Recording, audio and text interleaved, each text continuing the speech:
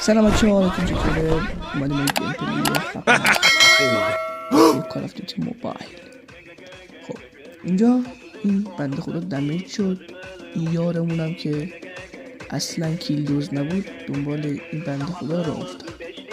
گفتیم های کاسکش دیگه هم نداشت که اینجا یه که اومد دیش وان شد به نامزم اتچمنت. گفتم بایسته بینم یارو اینجاست.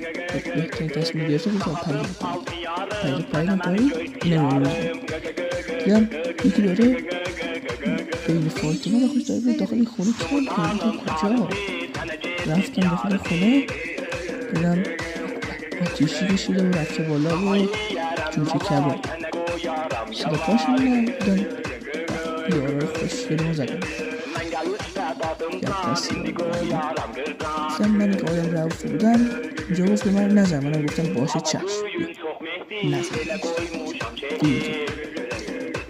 نزدیمش گذاشتیم به حال خودش. بعد دیگه رفتیم سر لوت باکس.